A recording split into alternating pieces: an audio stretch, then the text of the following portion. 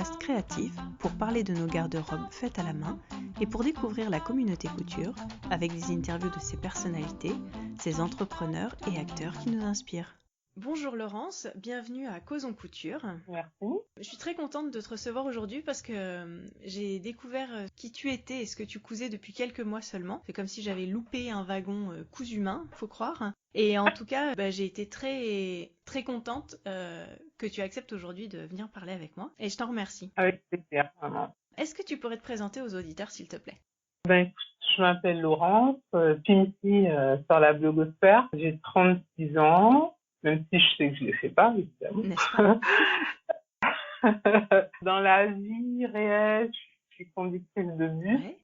Et sinon, côté couture, je couds depuis à peu près 10 ans. En pointillé, on va dire. Il y a un peu comme toutes les couturières, j'imagine, il y a des périodes avec et des périodes sans. Ouais. Tu l'as évoqué. Bon, moi, j'en parle très, très rarement, mais effectivement, j'ai participé à l'émission Coups Humains, la première saison, Ouais. qui a été diffusée sur M6 en 2014. Et puis voilà, en gros. Je suis originaire de Martigny, donc j'en parle quand même assez régulièrement sur les réseaux. Et puis voilà. Et quand est-ce que tu as commencé à coudre, en fait ? Comment ça s'est fait ? À l'époque, j'étais sur un forum dédié aux cheveux naturels. Ouais. Donc des trucs qui n'ont strictement rien à voir avec la couture. Et sur ce forum, il y avait une toute petite rubrique qui traitait des loisirs créatifs. Et à ce moment-là, en fait, il y avait deux, trois filles qui s'étaient lancées dans la couture. Ouais. Et donc, je suivais un petit peu leurs aventures, elles présentaient leurs créations. Et moi, je trouvais ça totalement hallucinant de pouvoir transformer un simple coupon de tissu en une petite robe pour leur fille ou même pour elle. Et puis, heureux hasard, en fait, j'ai une amie dans la vie réelle, là, par contre, qui au même moment, en fait, voulait se débarrasser de sa machine à Quelle coudre. idée ! Eh ben, ouais. Et du coup, en fait, j'ai acheté vraiment par un coup de tête la machine de mon amie à l'époque. Et en fait, ça a commencé comme ça. J'ai plongé le nez dans le mode d'emploi et puis voilà, c'est parti. Et depuis ça, j'ai jamais arrêté. Et c'était quoi tes premières envies de couture, en fait ? C'était des vêtements pour toi ? C'était de la bricole ? C'était de la déco ? Comment ça s'est fait ? C'est beaucoup de bricole parce que je suis peut-être un petit peu trop, j'étais peut-être un petit peu trop ambitieuse. J'ai brûlé toutes les étapes classiques quand on démarre en couture.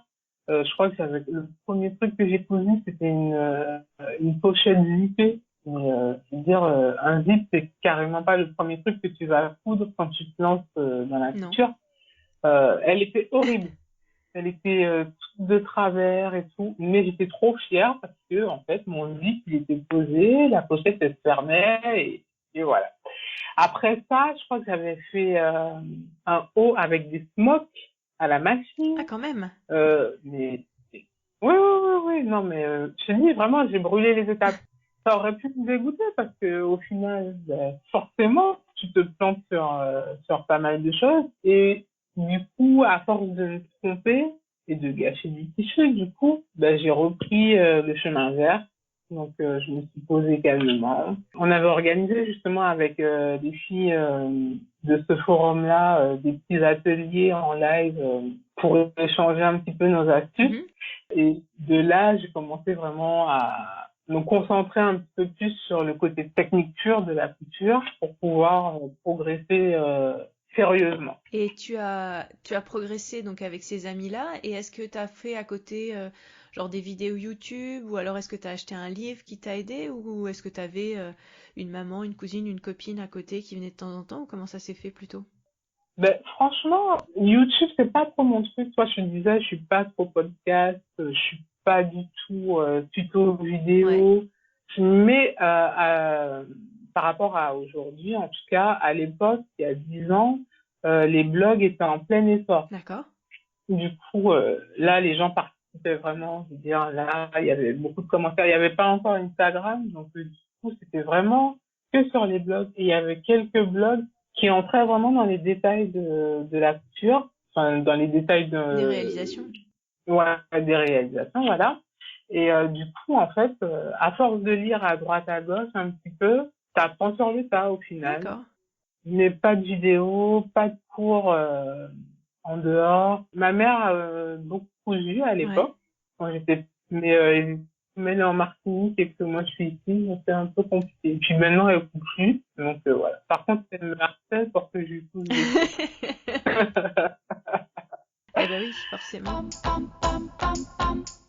Et à partir de quand, dans ce contexte-là, alors j'entends bien que forcément c'est via Internet que tu as rencontré les gens pour la couture et que ça t'est venu. Donc à quel moment tu t'es dit, ben, moi aussi je vais partager? Est-ce que c'est sur ce forum où tu avais déjà eu des infos couture ou à partir de quand tu as commencé dans ce parcours à partager sur un blog? Ben, alors, au début, c'est resté vraiment que sur ce forum. Mes photos, elles étaient toutes pourries. Et c'est là où on voit l'évolution réelle de la blogosphère couture. On est carrément aux antipodes de tout ce qu'on peut voir aujourd'hui, hein. J'imagine. Des photos pas travaillées, avec un décor aux petits oignons et tout, qui fait limite penser à un magazine. On était carrément loin de ça. Et on était pas forcément dans l'esthétique, mais vraiment dans la technique, dans les échanges d'astuces. On était vraiment concentré sur ça. Et donc sur le forum en question, je montrais un petit peu ce que je réalisais. Et c'est les filles qui m'avaient initié en quelque sorte à la couture, qui m'ont dit, mais là, je sais plus qu'est-ce que j'avais cousu, hein. Mais elle m'a dit, mais là, il faut trop que tu fasses un blog et tout, c'est trop beau et tout. Et donc, et donc en fait, voilà, j'ai commencé mon blog à partir de là. D'accord. Parce que les gens m'ont dit, mais en gros, ça mérite d'être vu par plus de monde. Mais ils ont raison. Ils ont raison. Bah, en tout cas, je suis encore là, oui. Ben oui, oui, non, mais moi je suis allée fouiller un petit peu les archives de ton blog, de tes blogs, j'ai envie de dire, et c'est vrai qu'on voit ce que tu disais, l'évolution sur les photos, sur le contexte, sur la façon de faire les choses, etc. Et en fait, malgré tout, dès le début sur ton blog et qu'on retrouve, je trouve, tout le long, c'est déjà les choix engagés de tissus, c'est-à-dire que autant il y a des blogs où on sent l'évolution sur les choix des tissus, les modes, etc. Toi, tu as toujours choisi quelque chose qui correspondait à toi, et ça, j'ai trouvé ça génial. Assumer tes formes, même si on a bien conscience en filigrane, on le sent que c'est pas toujours évident, mais que bah, elles sont là et que tu fais avec. Et puis, euh, et puis dire ce que tu penses, simplement, sans prise de tête, sans non plus en envoyer des caisses, etc. Et partager des fois tout simplement, enfin je vois que t'avais un blog donc à peu près de quoi, de 2012 à 2016, un truc comme ça, À peu près, ouais. et puis que tu as repris un blog là en 2019. Et Ouais. moi, ce que je trouvais chouette pour une fille qui n'arrive pas trop à publier ce qu'elle coud, c'est-à-dire qu'il y a quelques photos simples, efficaces, quelques lignes de texte pour expliquer ce que tu as fait, les quelques modifications, comment tu te sens dans le truc, comment tu l'as fait.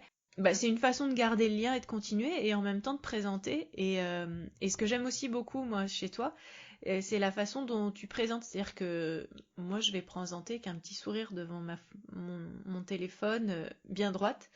Et toi, t'hésites pas et on sent que ton corps passe l'écran. Et en fait, ça m'a impressionné de force, en fait. Et en fait, voilà. C'est pas Ah évident, bah hein. j'imagine. Tu l'as bien dit, hein. Vas-y, Oui, finis. oui. Donc voilà. Et d'ailleurs, dans cette idée-là, je voulais que tu nous parles peut-être un petit peu de ton travail avec des photographes, parce que à un certain moment du blog, c'était ton ami à ce moment-là qui a pris des photos, j'ai cru comprendre. Et puis après, tu as d'autres amis, et puis des amis qui ont dû se professionnaliser un peu, parce que c'est des gens qui ont fait les photos d'un de tes livres, on pourra en reparler après. Et comment est-ce que ça a été ton travail avec la photo, justement? Ben, j'adore les belles photos. Ouais. Depuis toujours. Alors, moi, j'ai toujours, au niveau du travail, j'ai toujours eu des horaires particuliers. Donc, c'est compliqué, en fait, de se caler un rendez-vous parce que chacun a sa vie, au Mhm. final. Et c'était compliqué, en fait, de se caler un rendez-vous à chaque fois. Du coup, c'est pour ça que maintenant, je prends mes photos toute seule. Mais avant, quand j'ai commencé le blog, j'avais une amie qui s'appelle Sandrine, qui avait un appareil photo, parce qu'à l'époque, j'avais un bridge tout pourri. En termes de rendu, de qualité, c'était pas Mhm. génial. Donc, du coup, j'ai commencé avec Sandrine. Donc, elle habite pas loin de chez moi. Du coup, c'était assez pratique. Ouais. On se calait 30 minutes, hop, on faisait une, deux, trois tenues en fonction de ce que j'avais Mhm. cousu. Et comme on est amis, ben, au final, en fait, le feeling, il est déjà là, quoi. J'étais de suite à l'aise, pas de chichi. Et puis elle est aussi dans la communication digitale, donc elle est habituée à cette mise en scène bah, des Mhm. personnes. Donc, elle travaille avec des artistes, mais donc voilà. Donc, ça s'est fait vraiment D'accord. naturellement. J'ai eu aussi Laurent, mon ami Laurent, qui s'est lancé dans la photo par passion, lui. Du coup, il m'avait proposé de faire une séance un jour. Si je me souviens bien, c'était la robe Belladonna Ouais. de Tirando, Ouais. avec une petite touche de madras, une Une robe robe jaune jaune, avec oui, oui, une... je me souviens. Ouais. Voilà. Eh ben, c'était le premier shooting que j'ai fait avec Laurent, bah, c'était celui-ci. Et j'avais adoré le rendu. Alors de suite, quand on change d'appareil photo, d'objectif, etc., bah, ça prend tout de suite une autre dimension. Et donc du coup, en fait, autant pour lui que pour moi, bah, ça a été un challenge parce que lui, il s'exerçait à la photo, il découvrait ses loisirs, et moi, en fait, ben, je m'essayais en mode mannequin un petit Mhm. peu pour mettre un peu plus en valeur ce que je trouve l'objectif, un peu comme Jolie Bobine a fait, c'est de montrer que la couture, ben, elle égale au final la mode en Bien général sûr. en termes de rendu. Bon, j'ai pas la prétention d'y être arrivé aussi bien, mais en tout cas, l'objectif c'était ça. Donc avec Laurent, on a fait pas mal de photos, enfin pas mal de shootings, et donc il a fait quelques photos de mon livre justement. Il y a eu lui, il y a eu Nicolas aussi, un ami photographe, pareil, très passionné, et tout. Pas forcément professionnel, hein, mais vraiment des très grands passionnés. Ouais. Et puis voilà. Et après, je crois que c'est à ce moment-là que j'ai arrêté le blog parce qu'au final, en fait, je postais plus trop. Et comme je t'avais dit, c'est pas toujours évident de se caler un planning avec les autres pour faire des shootings. Ouais. Et puis c'est peut-être aussi à ce moment-là que les blogs, tous les blogs en général, ont commencé à prendre un peu la poussière, je pense, Ouais.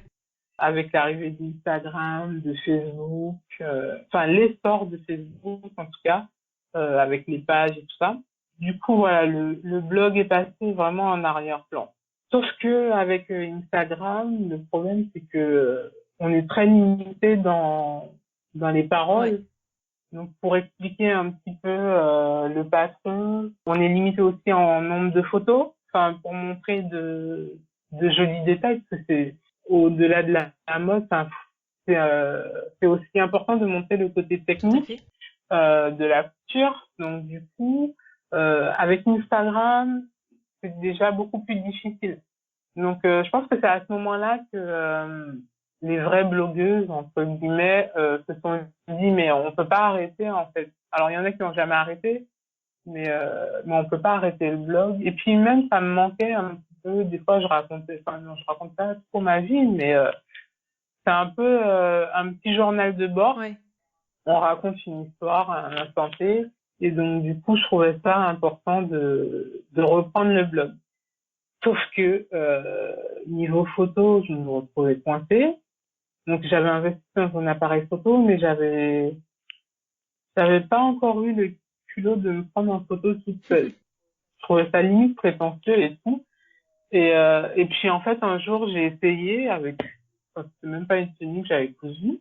C'est bien, mais en fait ça rend pas trop mal.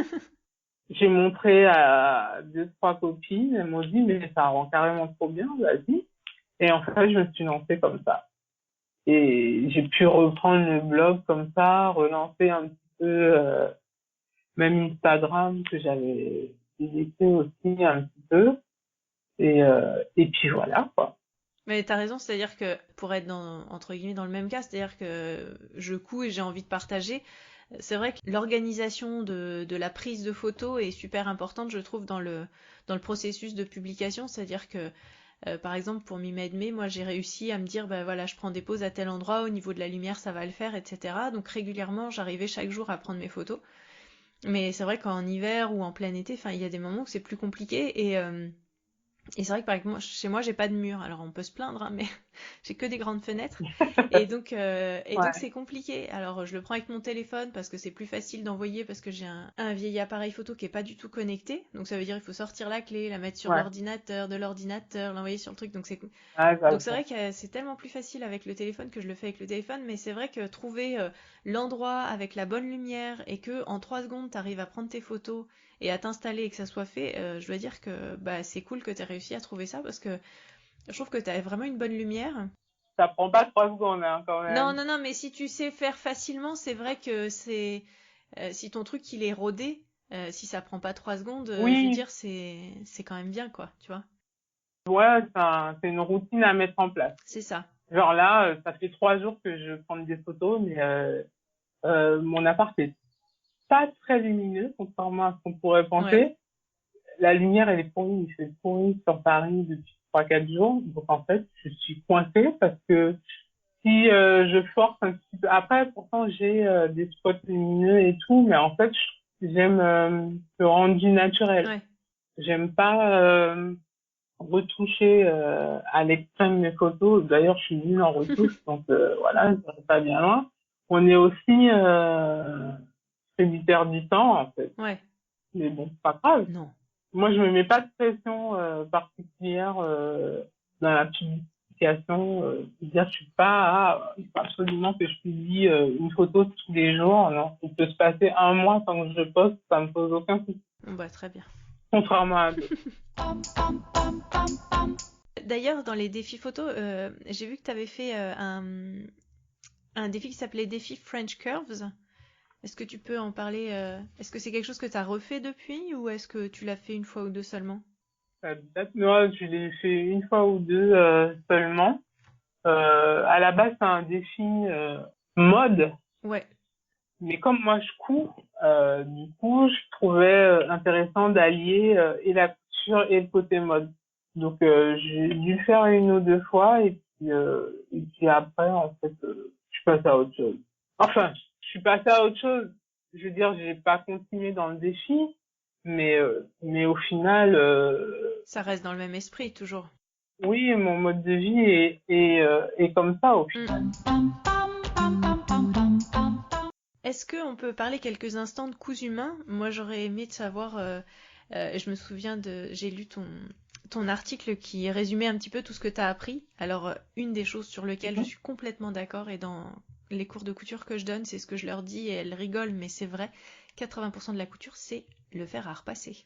Ah oui, je suis une maniaque du repassage du coup. J'étais peut-être un petit peu déjà. C'est mon père qui m'a appris à repasser, D'accord? d'ailleurs. Euh, donc je repassais ses chemises et tout à l'époque. Mais du coup, j'ai toujours été très maniaque du repassage. Je déteste avoir un vêtement froissé et tout. Je trouve que ça gâche tout, en fait. Mhm. Et quand je dis, enfin, les rares ateliers que j'ai donnés de couture, quand je leur dis, mais regarde la différence quand tu coupes pas, quand tu repasses pas tes coutures et quand tu repasses, y a rien de plus concret que ça, en Ah bah fait. complètement. Le repassage, primordial.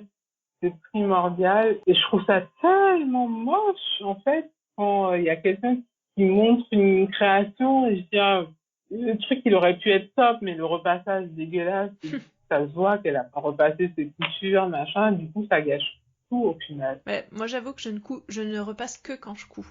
Après, je repasse plus. Mais par contre, Non, ouais, mes tout le coutures temps. sont ouvertes. Donc, enfin, ça va faire 6 ans maintenant. Est-ce que tu as gardé des contacts? Est-ce que tu as gardé quelques habitudes de couture? Est-ce un bon souvenir, une bonne expérience? J'ai cru comprendre quand même. Oui, une bonne expérience humaine.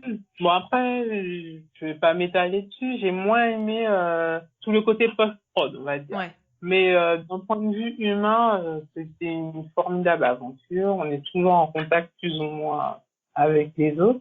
On se parle plus ou moins régulièrement. Et non, non, c'était vraiment une très très belle aventure. Sur le coup, à l'instant T, quand Coups Humains s'est terminé, j'avoue que j'ai fait une overdose. Ouais. Et je pense que c'est après que j'ai arrêté le blog, justement. Il m'a fallu un peu de temps pour digérer. Plus la médiatisation, je suis quelqu'un, alors ça se voit peut-être pas forcément, mais je suis assez timide, en vrai, assez pudique de nature. Du coup, la surexposition via la télévision, les centaines de messages tous les jours et tout, les personnes qui te disent oui, mais il faut que tu répondes parce que tu es un personnage public maintenant. Non. Enfin, c'est pas parce que je suis passée à la télé que ça a changé ma vie fondamentalement, quoi. Donc du coup, cette partie-là a été difficile à digérer, Ouais, je comprends. mais le fait d'avoir pris mes distances un petit peu des réseaux sociaux, du coup de regagner un petit peu en anonymat, ça m'a fait énormément de bien et j'ai pu revenir à la couture plaisir sans souci. Ouais. J'ai vu un petit encart où il y avait une présentation de ton portrait et il y avait marqué ton point faible, c'était les boutonnières. Je voulais savoir. C'est toujours le cas? Mais je pense que c'est pour tout le monde. Faut pas se leurrer. C'est-à-dire qu'il y a un phénomène où tu as fait une chemise mais terrible et arrive le moment où tu dois faire tes boutonnières, mais t'es en panique. C'est-à-dire que tu peux avoir la meilleure machine du monde, il y a toujours un moment où il y a un bug dans la matrice et la machine elle te foire une boutonnière. J'en fais. Elles sont pas toujours parfaites. Quand vraiment, c'est que le dernier manteau que j'ai cousu, j'ai même pas pris le risque. J'ai été les faire sur Paris, sur une machine industrielle. Le mec, il fait ça en 30 Ouais, secondes. j'avais fait ça une fois, Euh, ouais. C'est classe. et en fait, c'est un gain de temps, enfin voilà, une dose de stress en moins. Et voilà. Mais ouais, le syndrome de la boutonnière foireuse, il est toujours là. Suite à cette émission, il y a eu plusieurs choses. T'as eu l'occasion de faire des partenariats avec des marques de machines, avec des merceries, et t'as aussi, vous avez fait un livre. En fait, il y a eu un livre qui est sorti avec des créations de tous les candidats de Coups Humains, et ensuite, toi, t'as eu l'occasion de faire un livre. Est-ce que tu peux nous parler rapidement de ces deux livres? Est-ce que ça t'a apporté? Bah, ça apporte toujours, hein, en bien ou en moins Ouais, bien, mais ça apporte toujours. Le livre des créations des candidats, ben, en fait, c'était l'opportunité de surfer un peu, enfin, de continuer à surfer sur la vague plus ouais, humain. Donc, moi, j'avais proposé deux créations qui me ressemblent, ouais. la robe bustier et le crop top en version caraco un Mhm. peu. Euh, alors moi, j'avais pas fait de patronage particulier en fait. Moi, j'ai proposé tel modèle, je l'ai monté, hop. Et après, en fait, ils se sont chargés de faire tout le boulot de mise en page, etc. et tout. Mais bon, c'était chouette quand même de retrouver un petit peu tout l'esprit du groupe Ouais. dans un seul livre. Il y en avait pour tous les goûts pour le coup et je trouvais ça chouette. Après, pour mon livre perso, couture urbaine, donc j'étais partie sur des accessoires alors que c'est pas forcément ce que je couds euh, Mhm. habituellement, mais disons que un livre c'est quand même très difficile à faire. Ouais. J'ai pas du tout de notion de modélisme, même si je bricole à droite à gauche. Et je trouvais que avec les accessoires, déjà, on n'avait pas cette partie gradation, adaptation au corps, C'est etc. sûr. Donc c'était, disons, une première marche à gravir. Je me suis dit que ça allait être beaucoup plus facile. Erreur. Alors du coup, mon livre, alors j'ai soigné les photos parce que je t'ai dit, je suis fan de Ouais. photos, donc on retrouve les photos de mes amis Laurent et Nicolas. D'un point de vue mise en page, etc., je suis extrêmement satisfaite. Après, d'un point de vue purement technique, il est à améliorer plus, même si je suis contente des modèles que j'ai proposés. Voilà, il y a beaucoup de choses à améliorer. Mais ça reste une très belle expérience, très difficile, Ouais. très longue. C'est enfin, c'est des mois de boulot en Bah vrai. oui, Mais c'était vraiment une belle expérience. En plus, j'avais eu l'opportunité de l'emmener en Martinique, parce que j'avais fait un défilé de mode là-bas, donc de l'emmener chez moi aussi, de pouvoir le dédicacer là-bas, non, c'était une fierté. Même s'il n'est pas parfait, mais oui. voilà.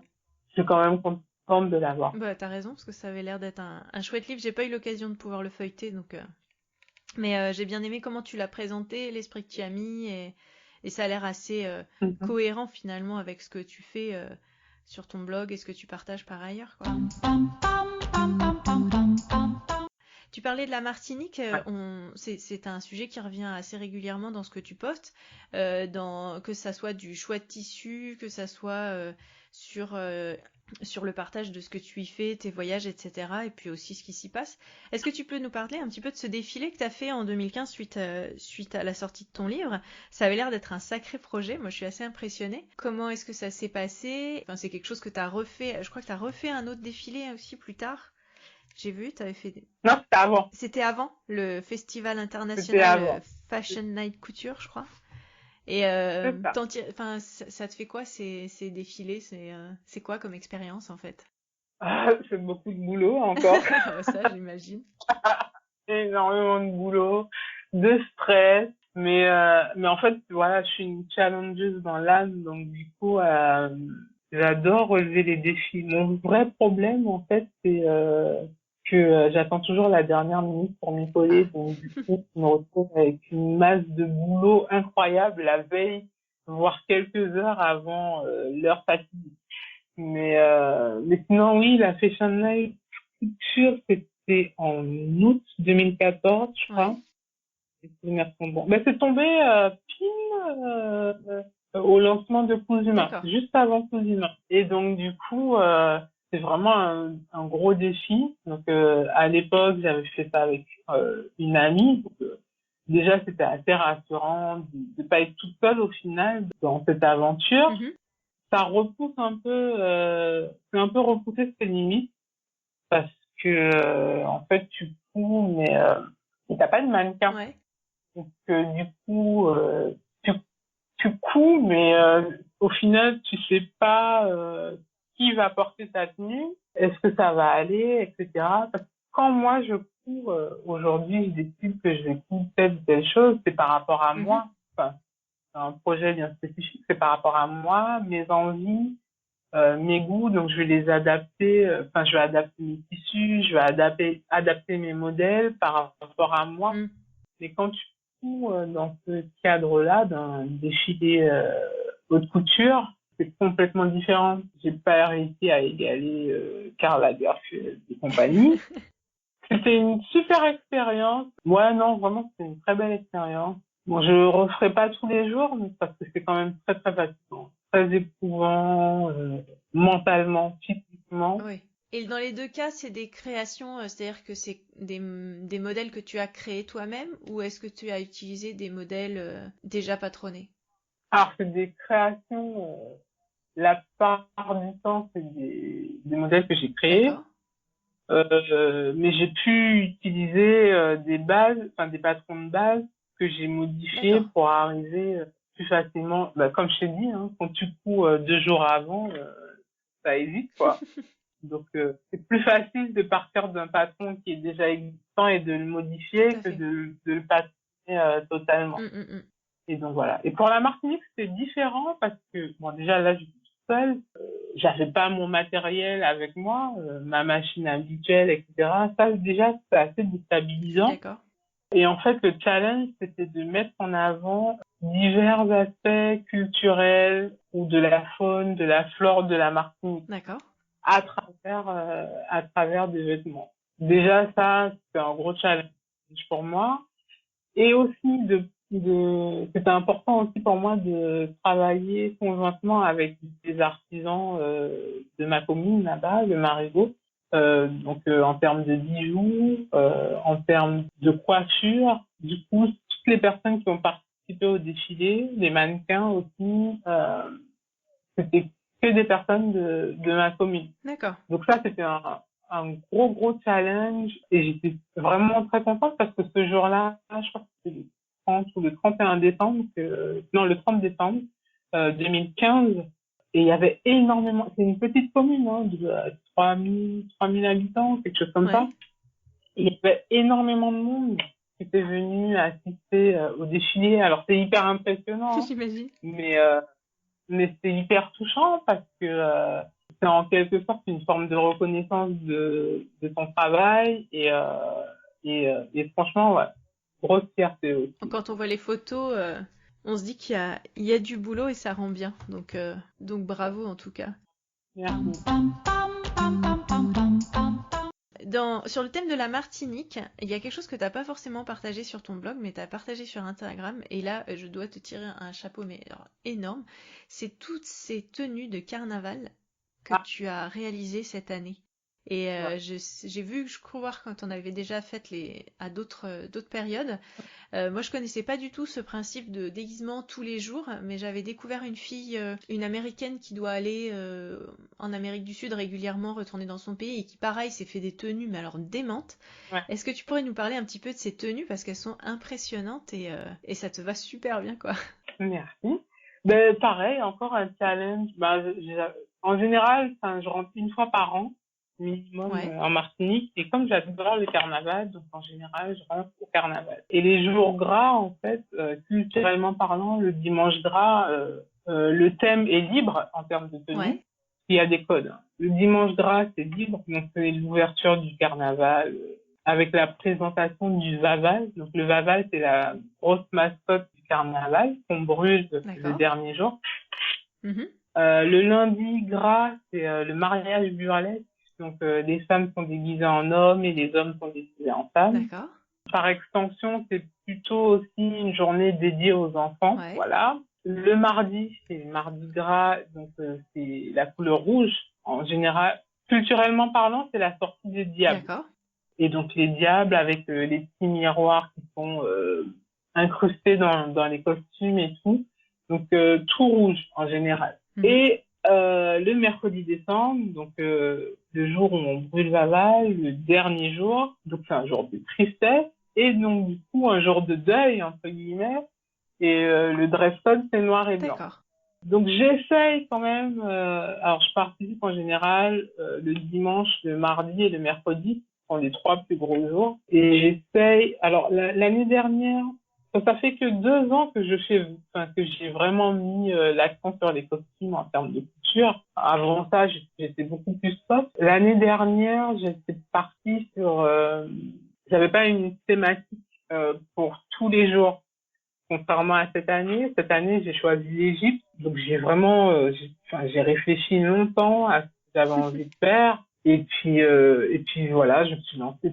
Quand j'ai une idée en tête, tant que j'ai pas fini, en fait, je suis focus dessus. Donc du coup, le dimanche gras, je suis sortie en Nefertiti, donc avec la coiffe bleue, avec tous les petits bouts de satin qui ont été cousus les uns après les autres. Ça a mis des heures et des heures. Et donc avec la longue robe blanche drapée en ici. Le mardi gras, j'étais partie sur la déesse Isis, donc avec les ailes. Alors en termes de rendu, etc., c'était peut-être pas forcément au top de ce que je voulais, mais au final on s'en approche plutôt bien. Ouais. Et le dernier jour, c'est la momie. Alors j'ai oublié le lundi, parce que c'était aussi mon anniversaire le lundi gras. D'accord. Donc j'avais fait soirée d'anniversaire et j'étais restée dans ma thématique Égypte et donc du coup le lundi j'étais en Cléopâtre. D'accord. Voilà. Et donc le mercredi en momie. Voilà, j'avais recyclé un petit peu la tenue de Cléopâtre d'ailleurs et avec des petites chutes et tout. Voilà, c'est fun. Ah bah oui, puis c'est impressionnant, ça rend super bien quoi. Bravo. Oui, merci. Merci. Je réfléchis déjà à l'année prochaine, figure-toi. Bah j'imagine. Non mais c'est des chouettes challenges à se mettre soi-même quoi. C'est. Ouais. il y a un truc qui me fascine chez toi, c'est la couture du bustier. Oui. C'est-à-dire que depuis le début, tu as cousu des bustiers et tu en as assez régulièrement et tu maîtrises le truc. Est-ce que tu utilises toujours le même patron ou est-ce que tu t'adaptes à chaque fois? Enfin, comment tu fais? Bah, enfin, ça dépend après de ce que je veux en faire. Si je reste sur un bustier simple, une robe bustier simple, en général, je vais reprendre un patron qui marche toujours. Après, je peux essayer d'autres modèles. Mais au final, en fait, c'est comme une braguette, il y a d'autres techniques. C'est hyper. Une fois que tu as compris le montage, c'est vraiment super simple. En plus, je reste sur un montage vraiment très basique avec comment dire, des tunnels, des baleines rigides, et pas, on n'est pas sur du corset comme dans les costumes, etc. Ouais. Donc ça reste vraiment accessible. Non, une fois que t'en fais un, après c'est super simple, super Et accessible. en termes de confort et de ce que ça représente quand tu portes un bustier, alors étant aussi une fille à forte poitrine, c'est vrai que j'ai du mal à pas mettre de bretelles, à pas mettre de soutifs ou des trucs comme ça. Je trouve que c'est un peu le summum de la féminité et de la mise en avant de son corps, mais pas négativement, hein, vraiment assumer en fait ce qu'on est. Mhm. Comment est-ce que toi tu le vis et enfin tu expliques plusieurs fois, que ce soit dans ton blog ou sur Instagram, que de par ton métier tu as un uniforme et que donc tu ne portes des vêtements civils, j'ai envie de dire, que pas au quotidien finalement, que plutôt quand les Mhm. week-ends, quand tu sors ou des choses comme ça. Donc comment est-ce que tu vis ça en fait? Les choix de ce que tu mets et en particulier les bustiers ou les choses vraiment près du corps? Il y a un truc qui est indispensable, c'est trouver un bon soutien-gorge. Enfin, quand on a une forte poitrine, je veux dire, autant il y a quelques années c'était assez compliqué, autant aujourd'hui il y a de très bonnes marques qui font toute une gamme de tailles très élargie. Et à partir du moment où on a trouvé le soutien-gorge qui va bien, on peut s'autoriser toutes les folies possibles en fait. Ouais. Des fois, je regarde certaines créations couture et je me dis c'est dommage parce qu'il manque juste ce petit détail-là qui fait toute la différence, à savoir un bon maintien de la poitrine pour que le rendu il soit vraiment hyper Mm. esthétique et confortable aussi parce que j'ai une forte poitrine, donc je sais ce que c'est que d'avoir un soutien-gorge qui ne maintient pas correctement, etc. et tout. On se sent pas forcément à l'aise. Ouais. Donc du coup, moi, je mets un point d'honneur à bien choisir mes sous-vêtements et mes soutiens-gorge en l'occurrence pour que le rendu que je veux avoir dans un vêtement soit nickel. Je veux dire, si je fais un bustier, c'est pas pour avoir des bretelles apparentes qui vont au final tuer l'esthétisme de mon bustier parce que ce sera pas joli. Ouais. Donc je préfère investir dans un bon soutien-gorge en bretelles qui va bien me maintenir, qui va bien garder ma poitrine et qui du coup mettra en valeur ce que j'ai cousu exactement dans la façon dont je le voudrais. Ouais. Bah oui. Ouais. Ça a l'air bête comme ça, mais Non, non, non. c'est hyper Je suis important. assez d'accord avec toi. Et t'as pas pensé à coudre tes propres soutiens-gorge d'ailleurs?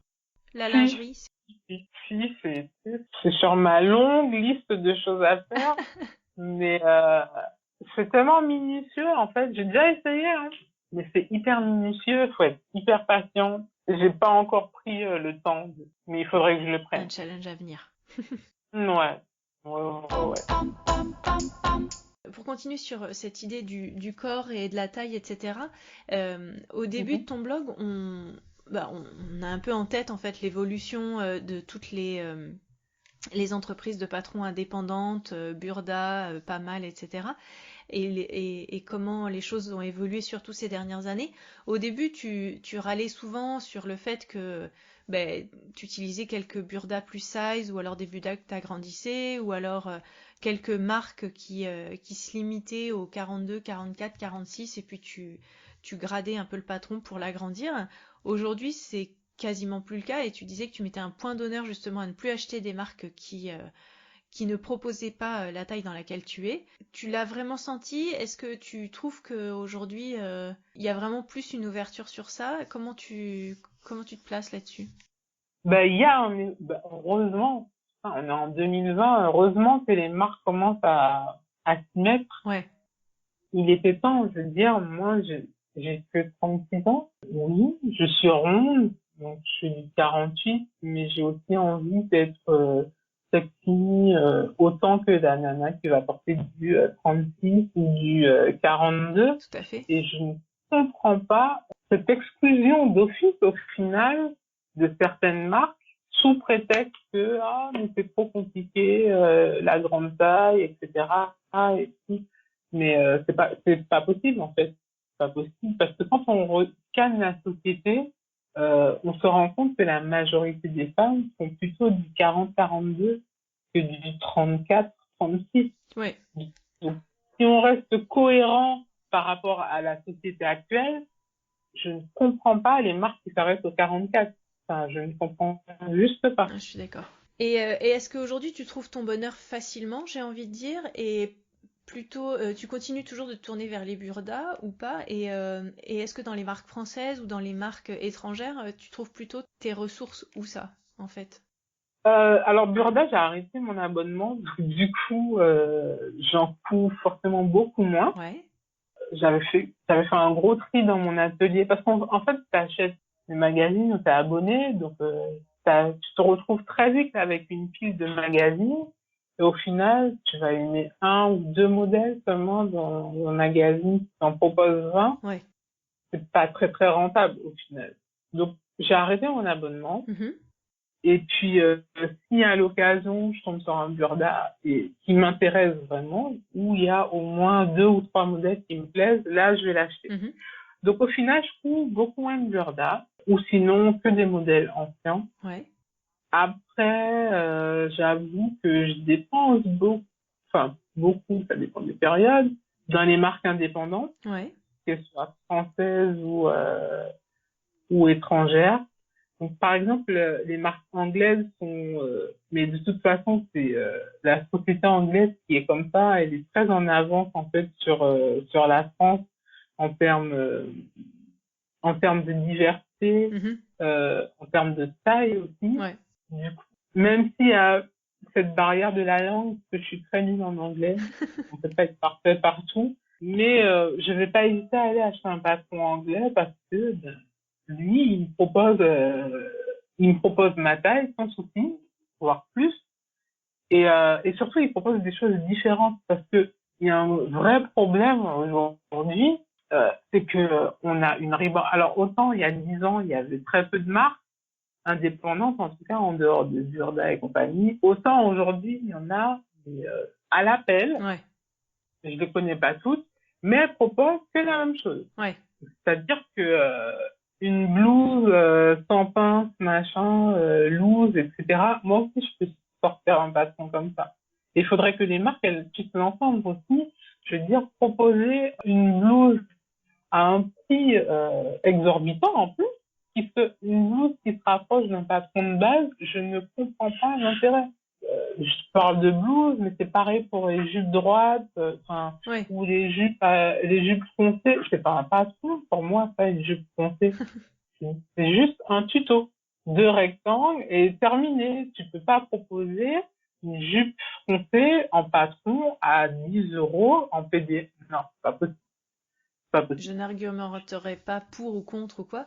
Moi, les retours que j'avais eus, c'était ou que j'avais lus, c'était sur des patrons hyper simples, de les proposer par exemple en gratuit pour faire découvrir un peu la marque et de pouvoir proposer, de montrer comment est-ce qu'on explique les choses. Donc pour des couturières débutantes, c'est une façon de rentrer dans un univers. Et il y avait Mhm. aussi, justement, je sais plus quand est-ce que j'avais lu ça, là, quelqu'un qui disait, bah oui, mais chacun a son pull, son t-shirt, son tout ça. Et qui expliquait que en fait, oui, ça paraît la même chose, mais que finalement, c'est comme toutes les marques de mode, que ça soit du prêt-à-porter fast fashion ou pas, finalement, chacune a son t-shirt, son pull, etc., avec un petit style un petit peu différent.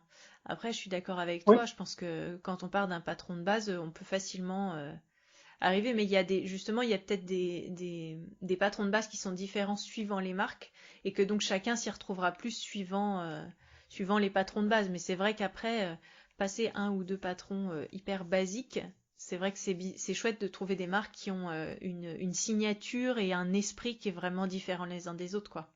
Voilà, on est bien d'accord. Je veux dire, si je dois acheter un patron, une blouse classique, je peux pas mettre 10 euros même pour découvrir la marque. Je trouve ça en fait limite insultant, tu vois, de proposer une blouse ou une jupe droite à la vente, alors qu'il y a 50 000 tutos sur Internet qui te montrent comment faire une jupe droite à ta taille. Je trouve ça à la limite de l'indécent. Mais bon, ça c'est mon Non, avis. mais pas de souci. Ça me questionne aussi parfois. J'ai pas de, j'ai pas de réponse. Tu as parlé de signature et c'est là où c'est hyper important. C'est de dire, si on s'est mis à la couture, c'est pour développer notre côté créatif. Et je vois pas l'intérêt de toutes faire la même chose, en fait, au final. Si toutes les marques font la même chose, il est où l'esprit créatif? Oui. Il faut se renouveler au bout d'un moment et sortir un petit peu du sentier déjà tout tracé, de la blouse sans pince et de la jupe droite. Mais ce n'est que mon avis. Et je l'entends. Est-ce que toi, tu as des marques justement qui te plaisent, qui parce qu'elles ont un esprit, quelque chose de particulier, te tape à l'œil ou te parle sur ton style à toi que tu aimes bien acheter régulièrement? Je trouve beaucoup Ouais. d'Irando. Puis, depuis les débuts, en fait, c'est une marque dont j'ai suivi la création. Donc, du coup, c'est une marque où je vais être peut-être un peu plus attachée que d'autres. Après, je n'apprécie pas tous les modèles, hein, Mhm. mais ce sont des patrons qualitatifs. Après, on aime ou on n'aime pas, mais d'un point de vue purement objectif, sur l'aspect technique, etc., enfin, je, je peux difficilement lui reprocher quelque chose à cette marque. Et elle a l'avantage d'avoir une gamme de taille qui est élargie depuis quelques années maintenant, donc qui va jusqu'au 52 de mémoire.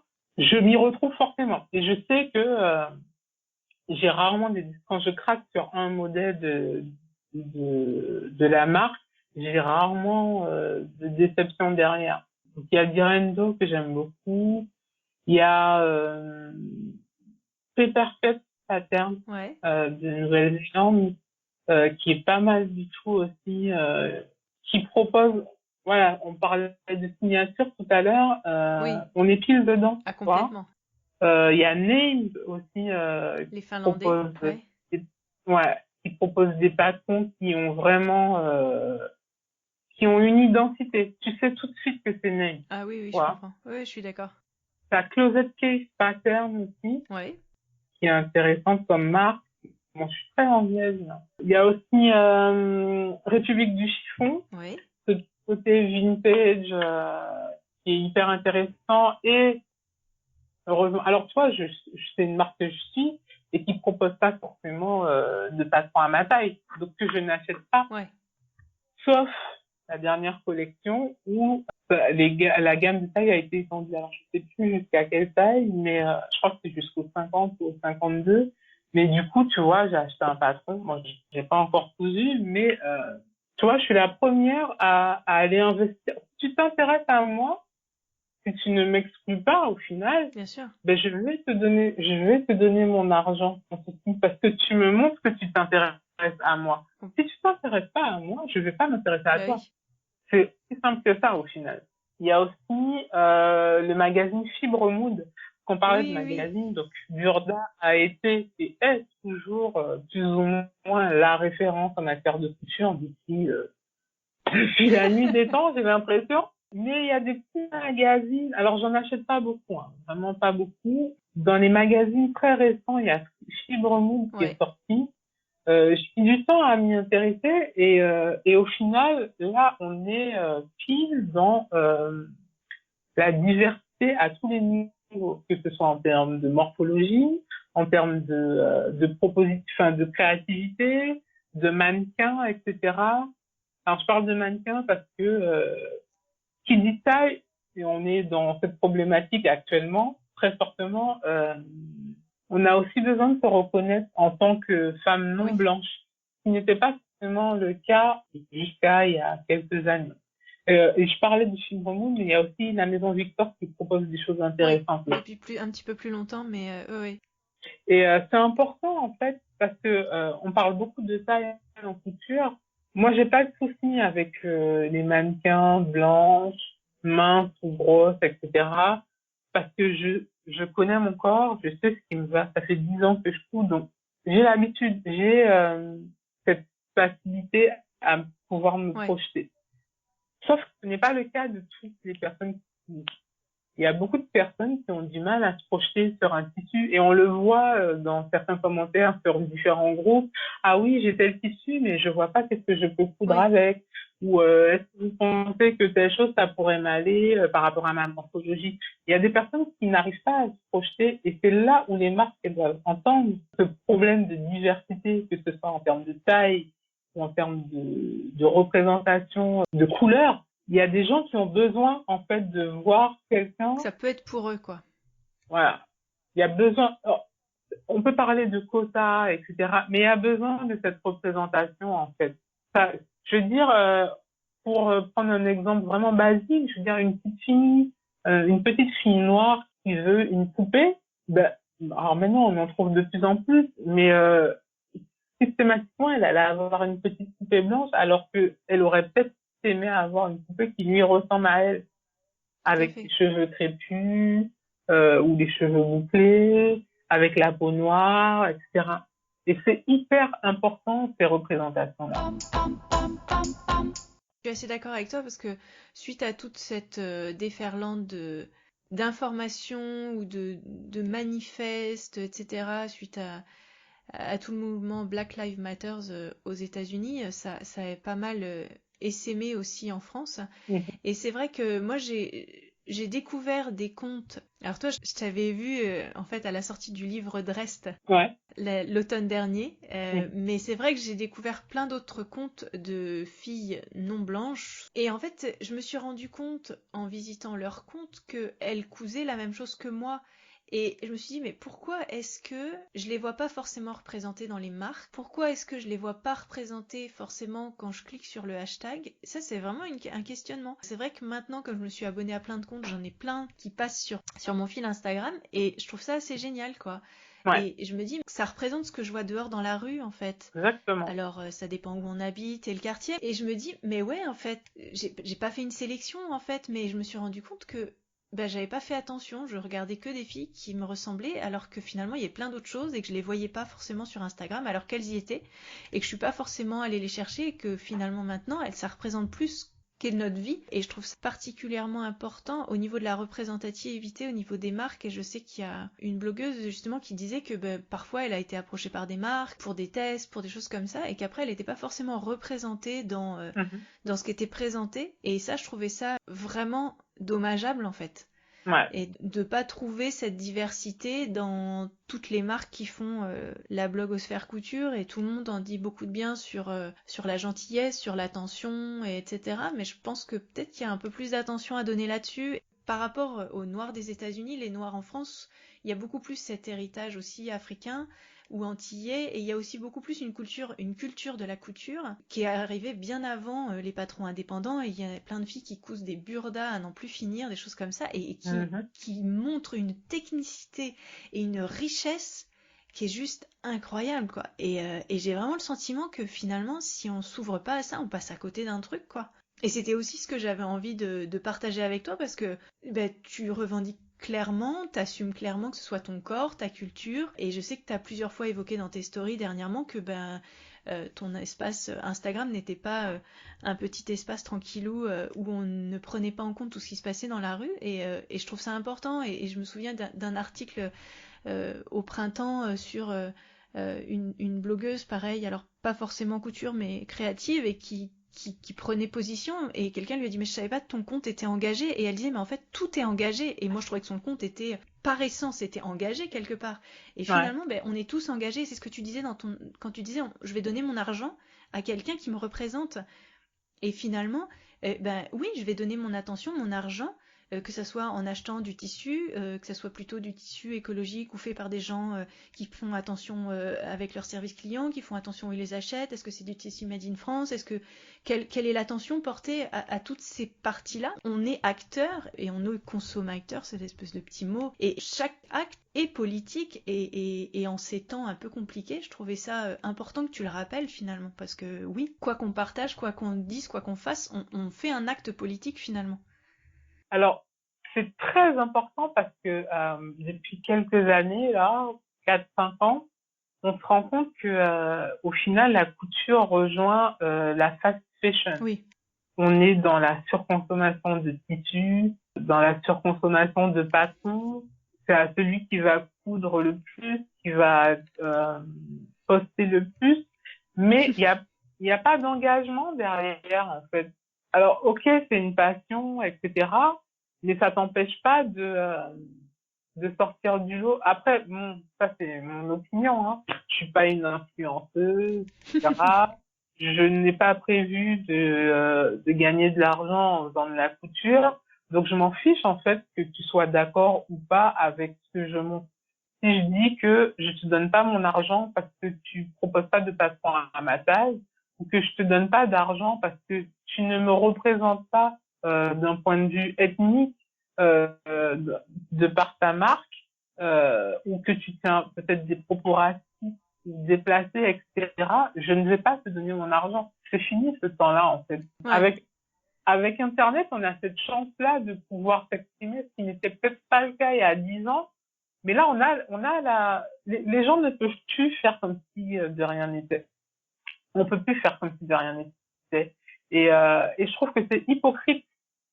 Et j'ai arrêté de suivre énormément de personnes. Après, j'ai pas de nom à donner, etc. Non, on n'est pas du tout là pour ça. Je suis pas du genre à faire des polémiques sur Internet, enfin sur les réseaux sociaux d'une façon générale.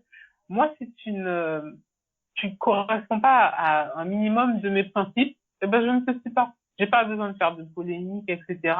Mais je ne te suis pas. Par contre, si je sens qu'il y a une ouverture, parce que je suis quand même relativement ouverte à la communication, à l'échange, si je sens qu'il y a une possibilité de ton côté que tu puisses améliorer en fait ta façon de voir les choses, améliorer ce que tu proposes en t'ouvrant à plus de monde, plus de taille, etc.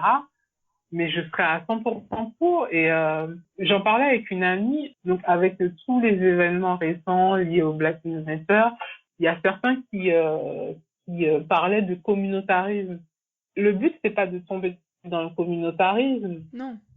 Ce serait complètement stupide. Le but, c'est de montrer que, de par l'histoire, en fait, déjà, il faut admettre qu'il y a un problème. Ouais. Il faut admettre qu'il y a un problème. Et la France, alors je parle de la France parce qu'on y est, la France a un grave problème avec l'acceptation de son passé. Ça, déjà, c'est un souci en soi. Pas forcément pour les personnes blanches, mais c'est un souci pour les personnes noires parce que depuis l'esclavage, en fait, on a été détruits. Enfin, les enfants ont été détruits mentalement, physiquement, quand ils ne sont pas morts. Et pouvoir se reconstruire, en fait, ce travail de reconstruction-là, il est toujours en cours. Parce que toutes ces discriminations continuent aujourd'hui, on le voit très bien quand on regarde l'actualité. Ces discriminations-là, elles continuent. Et comment se construire quand, en fait, la personne en face de toi, enfin, les ancêtres, les colons, etc., ne te reconnaissent toujours pas en tant que personne, en tant qu'individu à part entière. Donc, déjà, ça, c'est un gros souci. Il faut que les personnes blanches puissent le comprendre et l'intégrer, s'y intéresser, un minimum. Est-ce que tu penses que c'est normal que j'ai fait toute ma scolarité aux Antilles, qu'on n'étudie pas l'esclavage en cours d'histoire, qui plus est aux Antilles? Alors, c'est le cas depuis 2005, je crois, ou 2002, chose comme ça, mais c'est très succinct. Et moi, quand j'étais au collège, au lycée, c'est niette, quoi. On n'a jamais abordé l'esclavage. Par contre, la révolution de 1789 et compagnie, je connais. vois, la géographie de la France métropolitaine, je connais. Mais par contre, les îles qui m'entourent, je les connais pas. C'est complètement absurde en fait. Et du coup, il faut pouvoir entendre en fait le cri. Alors, je vais pas dire du désespoir parce que c'est peut-être un peu abusé, mais il faut pouvoir entendre cette Tout problématique-là. à fait. Mais je trouvais ça intéressant quand tu as posté je crois que c'est toi qui as posté une story avec tous les noms en fait de ces pays en Martinique, rien que Fort-de-France ou Stoucha quoi. Et finalement, à chaque coin de rue, tu as quelque chose qui rappelle la France. Alors oui, enfin c'est une part de la France, mais elle est malgré tout bien différente et il y a toute une culture qui moi en tant que française blanche qui n'a aucune racine créole ne connaît pas en fait. Et pour avoir été une fois à La Réunion assez longuement et connaître des gens un petit peu là-bas, ben, en fait c'est une autre culture, c'est autre chose. J'ai trouvé ça riche de rencontrer cette culture, que ces gens m'expliquent comment ils vivent, d'où ça vient, pourquoi, que ce soit la nourriture, etc. Ben, moi ça m'a passionné. Sauf que si nous, Français de métropole, on n'y va pas le chercher, ça va pas nous être. Et pourquoi est-ce que eux, pour le coup, connaissent notre culture culinaire, historique, etc. C'est dommage. Exactement. Mais c'est un reniement, tout simplement. Ben La ouais, France n'assume pas son passé. Et il y a encore énormément de travail à faire. Je veux dire, la reconnaissance en tant que crime contre l'humanité, elle date de cette année quand même, ouais. par la Cour européenne. Enfin, je veux dire, on est en 2020 quand même. Je vais pas faire de comparaison avec d'autres crimes contre l'humanité parce que le but, c'est pas Non, de c'est pas l'enjeu, non, hiérarchiser non, les non, je problématiques. comprends. Mais il faut admettre qu'il y a eu un souci Mm. avec de très grosses guillemets quand même, et l'apprendre pour pouvoir le comprendre. Parce que déjà, en tant que noir, c'est compliqué, mais alors, quand tu as une personne blanche en face de toi qui te dit que tu exagères, bah, mais c'est pire que tout au final, en fait. Parce que Ouais, c'est renier, en fait, qu'il y a des problématiques qui sont réelles pour le quand les touristes arrivent aux Antilles, mais sont cantonnés au Club Med, je ne sais trop quoi, etc., ils ne s'intéressent pas à la véritable culture antillaise. Là, il y a un souci, je veux dire, la Martinique, c'est pas le Club Med, la plage de sable blanc et les cocotiers. C'est absolument mm. pas, enfin, c'est une partie de la Martinique, mais ce n'est pas que ça. Oui, oui, oui. Si on a envie, en tout cas, on peut s'intéresser à l'histoire. Et en s'intéressant à l'histoire, on comprendra un petit peu mieux les problématiques actuelles et c'est ce qui fera avancer au final. Je vais faire un comparatif un peu particulier, c'est-à-dire que, enfin, mon travail, ça se passe pas bien. Et je sais que c'est dans beaucoup de cas le cas où finalement, humainement, il y a pas de respect, on met de la bienveillance à tous les niveaux, mais en fait, il n'y en a pas du tout. Et je disais à mes collègues le jour, je fais en fait, on passe notre temps à enseigner à nos enfants la bienveillance, l'écoute, l'empathie, alors que en tant qu'adulte, on n'en fait pas du tout en fait. C'est-à-dire que quand tu disais être à l'écoute de l'autre, c'est-à-dire que par exemple, quand mon enfant il va tomber, ben, pas de lui dire c'est rien, c'est pas grave. Non, ok, t'as mal. Ok, je t'écoute. Et en fait, finalement, face à des gens qui sont différents de nous et qui n'ont pas vécu la même chose, c'est de leur dire, ben, je peux pas te dire si t'as mal ou pas. Enfin, je suis pas à ta place finalement, donc je vais prendre le temps de t'écouter. Je vais prendre le temps d'accepter que ton regard et ton histoire sont pas la même que la mienne, et que pour le coup, de manière systémique, la mienne a forcément été plus facile parce que malheureusement notre société est pas idéale. Et c'est ce qui est dit. Et moi, je suis beaucoup sur la blogosphère anglophone Ouais. tout en étant cantonné à la couture. Et c'est là que quand on voit que de la couture sort plein de choses, on se dit qu'il se passe des choses fortes. Il y a tout ce truc de dire, bah, ok, j'écoute, j'entends, et je me rends compte que, bah, en effet, moi, il y avait un truc, est-ce que vous êtes fatigué de ce truc-là? Ben, moi, ça m'a vachement travaillé ces dernières semaines et je me dis, mais oui, mais moi, ça me travaille ces dernières semaines. J'ai bientôt 40 ans et jusque-là, j'en ai jamais souffert. J'ai pas souffert, je suis blanche, je suis classique, je suis une femme. Donc, j'ai jamais subi ça. J'ai jamais subi cette forme-là, quoi. Et je me dis, bah, là, je me la mange dans la gueule et tant mieux parce qu'en fait, il y en a qui le vivent tous les jours et ça me. Exactement. On Enfin, manque voilà. grandement d'empathie dans ce pays, dans ce monde même. Dans ce monde, c'est clair.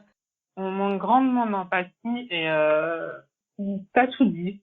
Être à l'écoute de l'autre, entendre ces problématiques, essayer de se mettre à sa place, ou au moins de comprendre un minimum ce qu'il peut ressentir au quotidien, lui, en tout cas. C'est vachement important. Mais bon, on est dans une société tellement nombriliste au final que on est toujours on est toujours obligé, j'ai l'impression, pour faire entendre nos voix, en tout cas les minorités, pour se faire entendre, il faut en permanence, on frôle la violence, quoi, pour ne serait-ce qu'attirer l'attention. Ouais. Et c'est dommage de devoir en arriver là, mais... Ouais. Mais des fois, t'as pas le choix, en fait. Parce que les gens, ils t'écoutent oui. pas, et pour attirer l'attention, voilà. Un exemple très concret. Alors, ça n'a rien à voir avec la question, c'est en Martinique. Il y a eu le déboulonnement de la statue Victor Schœlcher. En soi, on s'en fout. Je veux dire, c'est une statue. Il n'y a pas mort d'homme, machin. Oui, un symbole très controversé au niveau de l'esclavage, justement. On n'a pas, enfin, les militants, en tout cas, n'ont pas choisi cette statue-là au hasard. Après, que ce soit pour ou contre, on s'en fiche.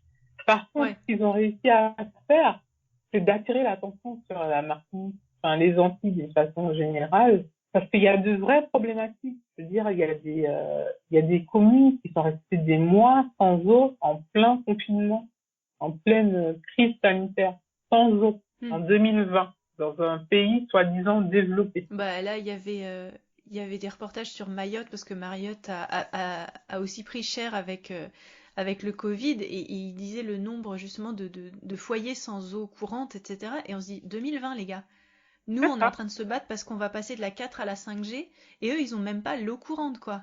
C'est ça, voilà, des trucs basiques.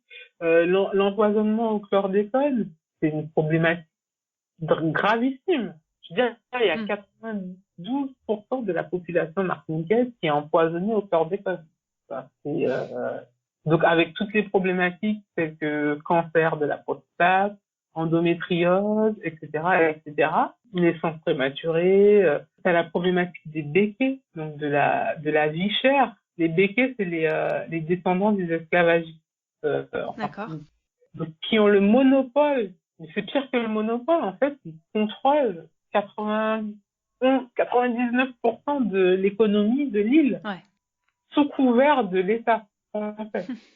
Et en fait, tu peux rien faire. Tu peux rien faire. Donc, à part attirer l'attention, et on l'a bien vu, hein. Un acte, un film, c'est la Martinique, c'est un point sur la carte, hein. Donc, des militants, un petit groupe de militants déboulonnent la statue de Victor Schœlcher en Martinique, et donc, effet boule de neige, t'as le déboulonnement de je ne sais plus quelle statue à Londres, idem aux États-Unis, au Canada. Il y a des politiques qui commencent à se dire oui, on va enlever telle ou telle statue, etc., machin et tout. Mais il y a que en France où le déboulonnement de cette statue a été. Mais c'est comme si on se posait pas la question, en fait. J'ai entendu plusieurs choses sur ça ces derniers temps. Est-ce qu'il faut ou est-ce qu'il faut pas? Je sais pas, mais en tout cas, en France, le mot d'ordre étatique a été de pas se poser la question. Et je pense que ce qui est demandé, c'est pas tant de le faire que de se poser la question. C'est-à-dire, est-ce qu'on va se questionner, on remet en cause les choses. Est-ce que c'est important d'avoir ce nom-là? Est-ce que mettre un nom sur une plaque aujourd'hui, ma fille va aller dans une école Mandela, dans les rues à côté de chez moi, il y a plein de militants justement anti-esclavagistes, et tout ce qui est les militants après la guerre de 45. Voilà, toutes les nouvelles rues, elles ont des noms un peu prestigieux et comme ça. Et sur les vieux noms de nos vieilles rues, de nos vieilles écoles, etc., on se questionne plus. C'est dommage qu'on questionne pas notre histoire, en fait. Ça a eu lieu, on peut pas renier et il faut pas passer dessus, mais aujourd'hui, on a peut-être le droit d'avoir un regard critique sur ce que ça a été et que ça a mis en place une société qui est ce qu'elle est aujourd'hui, mais peut-être qu'on peut la questionner quand même, quoi, en fait. Mais comme on ne raconte pas cette partie de l'histoire française, forcément, voilà, je veux dire, je sais plus dans quel article je lisais, mais jamais tu vas voir une statue d'Hitler en Allemagne. Non.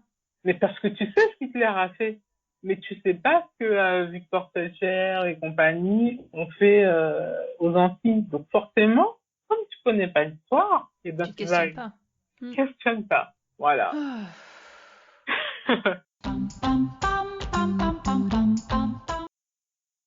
Bon, en parlant d'ethnie et de couleurs, etc., depuis ton retour sur la blogosphère, tu t'es fait plaisir, j'ai envie de dire, et t'as bien eu raison, de proposer un petit challenge qui s'appelle Sue on Wax, et t'as même créé un compte Instagram pour ça, pour Ouais, mettre à l'honneur un petit peu ce type de tissu. ouais.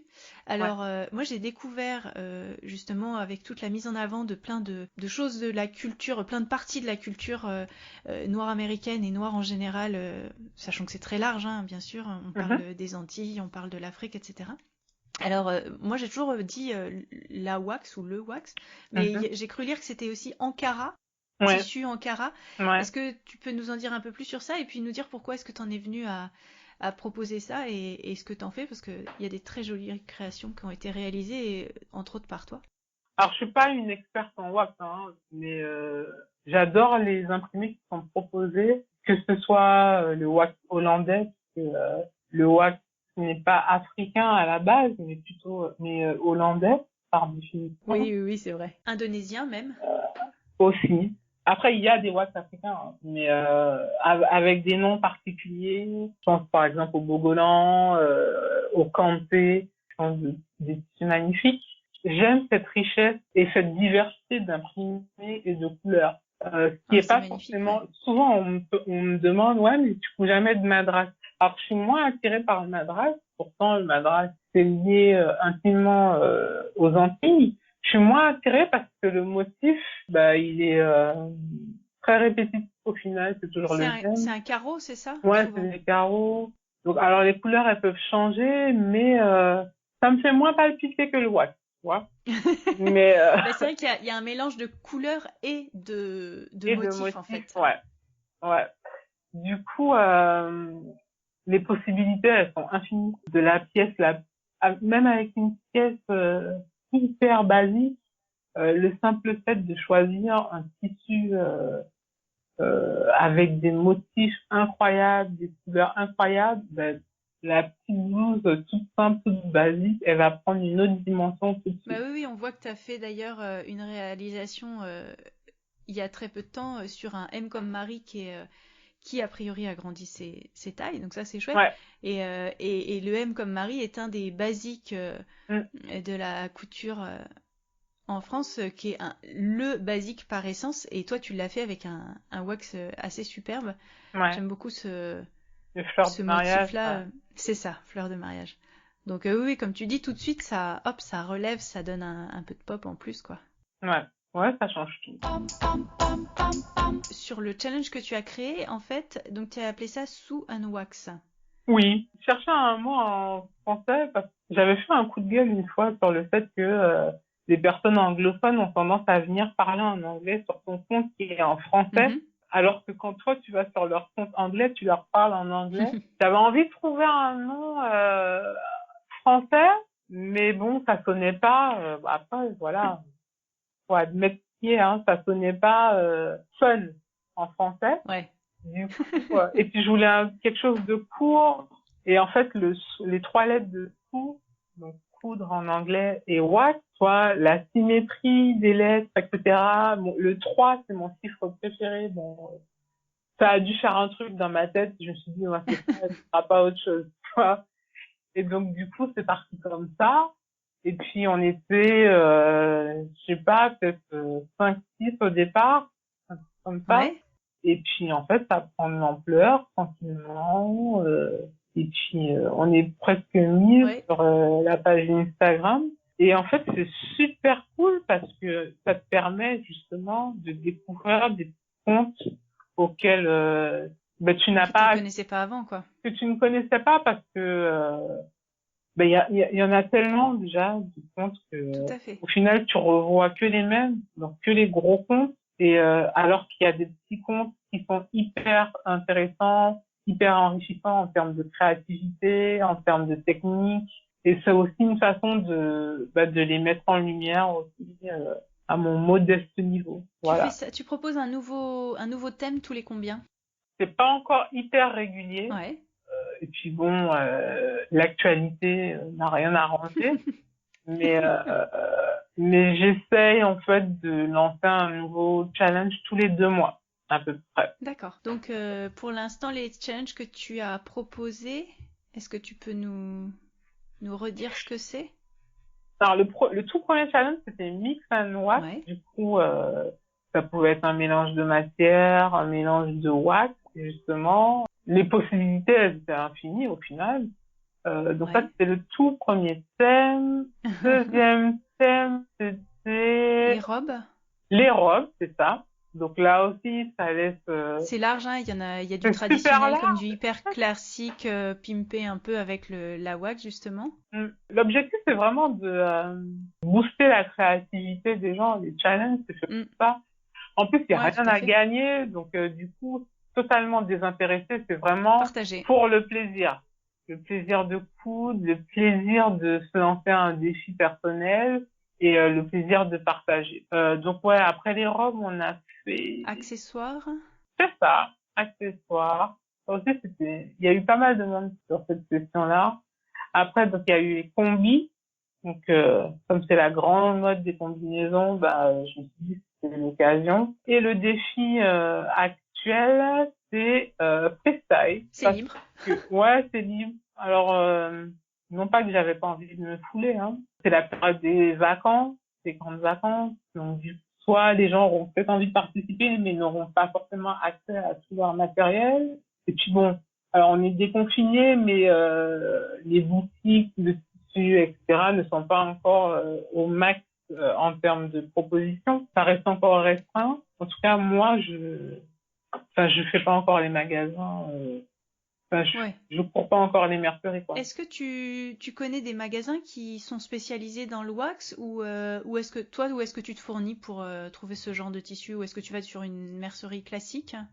Alors, on en trouve de plus en plus souvent sur les merceries classiques, en ligne. Ouais, Sur Paris, tu as tout un quartier, donc Château Rouge, là. ouais, Quelle que soit la rue que tu vas prendre, tu vas tomber sur une boutique qui propose du wax, du visco au plus basique, donc tu as tout en termes de prix. ouais.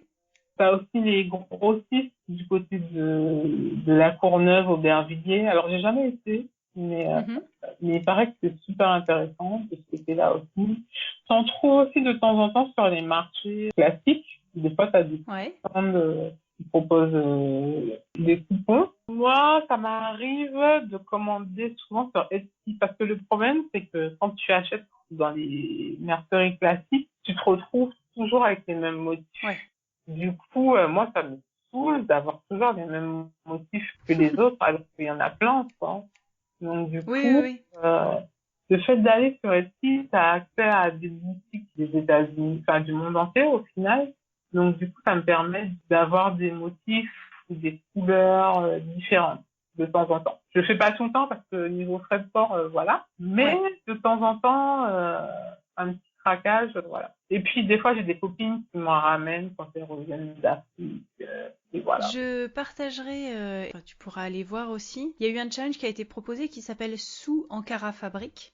Ouais, Le tissu Ankara, enfin je vous mettrai l'article en anglais si vous voulez sur le blog, je trouvais intéressant et en fait le nom général, enfin bon, il y a tout un historique qui est assez intéressant et bref, ouais, donc ils ont utilisé ce nom-là pour dire sous Ankara Fabrique et là en fait c'est plein de créatrices qui ont un peu dans l'idée de ton sous on wax proposé des créations faites à partir de tissus de wax ouais. donc dit Ankara. C'est vrai que j'ai vu plein de trucs sortir super sympas et il y a aussi quelques magasins américains ou qui ont uniquement pignon sur internet et qui n'ont pas de magasin en dur qui proposent plein de motifs de wax différents comme tu disais. Et c'est marrant parce que moi donc je suis un peu bibliothécaire et justement je suis tombée sur un livre hier, c'était un espèce de d'abécédaire en fait avec des motifs. Donc chaque motif était un motif d'un objet finalement.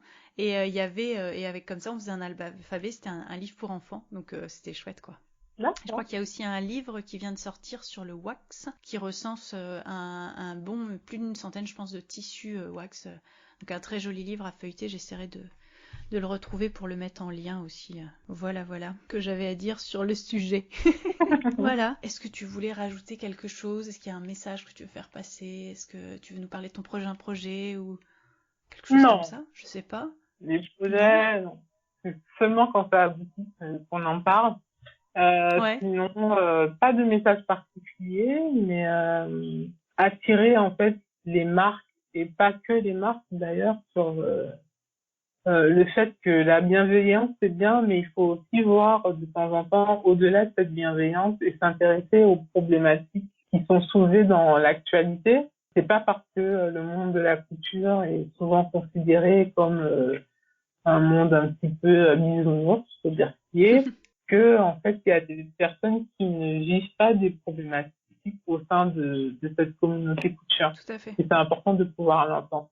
Voilà. Très bien. Donc, plus de diversité, autant dans les tailles que dans les couleurs. Et puis voilà quoi. Et aussi, je compléterai juste parce qu'il y a quelque chose que je trouve assez génial, qui est pas complètement hors sujet, j'espère. C'est la marque Helen's Closet qui a largement étendu ses tailles d'ailleurs il y a quelque temps et qui s'est beaucoup engagée suite à Black Lives Matter et qui aussi a plusieurs fois proposé en fait de présenter ses modèles assises. Et en fait, je trouvais ça assez génial parce que dans l'inclusivité, il y a aussi si on est en fauteuil roulant, si on est obligé d'avoir des béquilles, si on est obligé d'être assis. C'est hyper important. Une question de façon de s'habiller. Une façon de s'habiller, c'est-à-dire que si on peut pas atteindre son dos avec ses bras, se plier en deux, etc. Et ben finalement, la couture, ça peut être aussi, les gens peuvent aussi aller vers ça et proposer son vêtement assis, et montrer comment il donne assis. De la même manière qu'on montre toujours un vêtement de face et jamais de dos, alors que finalement on a des fesses et qu'on passe. et je trouvais ça, enfin, j'aime beaucoup ce qu'elle fait sur ça, l'inclusivité de manière très large, quoi. Et que ce soit au niveau de la taille et de la couleur et du handicap aussi. L'objectif, ce serait vraiment que ce ne soit même plus une surprise quand on voit une fille qui présente un bâton alors qu'elle est en fauteuil roulant, parce que j'en suis 3-4 comme ça qui ont un handicap. Ouais. Je trouve ça génial en fait. Après, peut-être que c'est pas parce que je fais partie de cette minorité qu'au final, en fait, je suis plus attirée par ces minorités-là. De prime abord, je vais plus faire attention à ces minorités-là.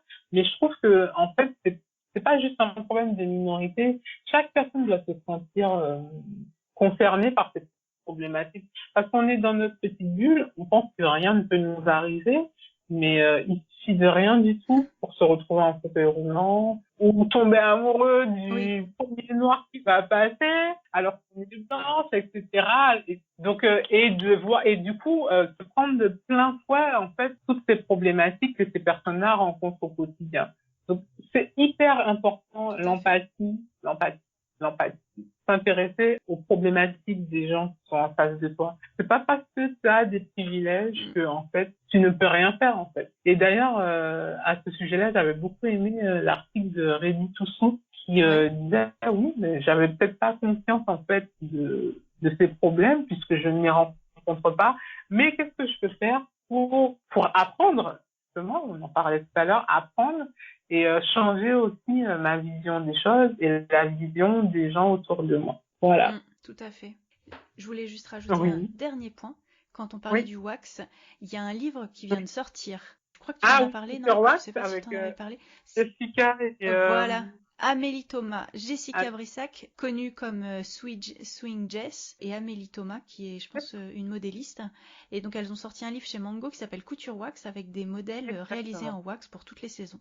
Avec, entre autres, une magnifique doudoune et il y en a, je crois qu'il y a tout type de projet dedans. Donc, tu l'as feuilleté, ce livre, toi ? Je l'ai. J'ai prévu de faire une review complète, mais je me laisse le temps de faire 2-3 modèles au moins, histoire d'avoir un vrai avis objectif sur. Et t'étais contente des propositions faites, en tout cas, tu trouvais ça sympa? Franchement, oui. Il y en a vraiment pour tous les goûts. Et puis bon, l'avantage, c'est qu'on n'est pas obligé de tout faire en wax, donc.